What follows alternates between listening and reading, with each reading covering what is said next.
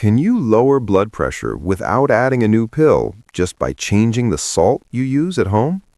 Now, here is the evidence-based idea. Many fancy salts, pink Himalayan, sea salt, gourmet flakes, are still mostly sodium chloride. For blood pressure, your body mainly counts sodium, not the color of the crystals. What has real clinical evidence is something different.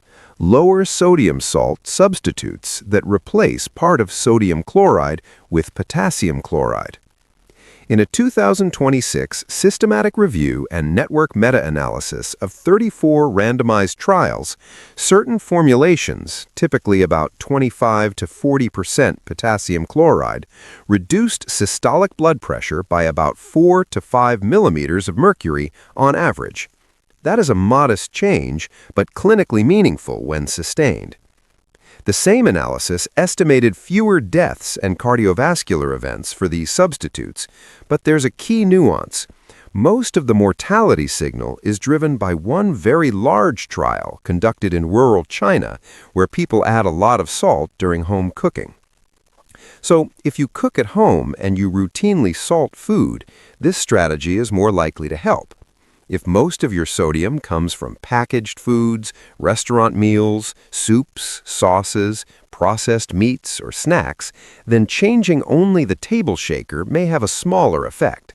In that case, label reading and reducing ultra-processed foods matter more. Why does a salt substitute help? 2 reasons. First, you get less sodium per shake. Second, you get more potassium. And higher potassium intake is associated with lower blood pressure in many studies. I will keep the promise realistic. This is not magic, and it is not instant for everyone. But for some people, you may see a gradual improvement over a few weeks. Illustrative example, not a guarantee. A patient who salts heavily at home switches to a lower sodium, potassium-enriched salt for cooking. Over several weeks, their home readings trend down by a few points. That can be enough to reduce long-term risk, but it does not automatically mean you should reduce medication. How do you choose a product responsibly? Ignore the marketing words. Read the ingredient line. Look for products described as lower sodium salt substitute that list potassium chloride and sodium chloride together. Some products are 100% potassium chloride. These can taste bitter to some people, and they may increase potassium exposure more than needed. For most households, a moderate formulation is a practical starting point. Cost is usually low. In many supermarkets, a basic light salt substitute can be around $2 to $4, depending on the country and brand. Availability varies. Safety first. Potassium-enriched salt is not for everyone.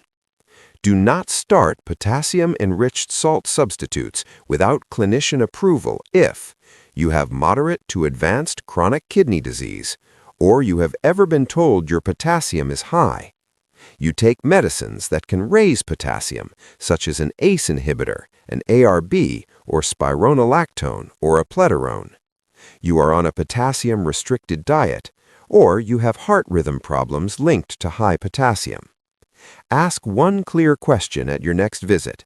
Is my kidney function and potassium level safe for a potassium-based salt substitute?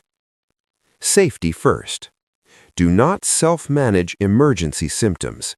If you have chest pain or pressure, severe shortness of breath, fainting, new one-sided weakness, sudden confusion, or a severe sudden headache, seek urgent medical care. One more practical detail that many videos forget: iodine. Some salts and some substitutes are not iodized. If your product is non-iodized, make sure you get iodine from other foods or discuss it with your clinician, especially if your diet is limited. If your clinician says this is safe for you, here is a conservative monitoring approach. 1. Use the substitute mainly in home cooking first. 2. Measure blood pressure correctly, seated, rested for 5 minutes, same time of day, and track the trend, not one reading. 3. If you feel lightheaded when standing, sit down, hydrate as appropriate, and talk to your clinician. Falls matter. Recap.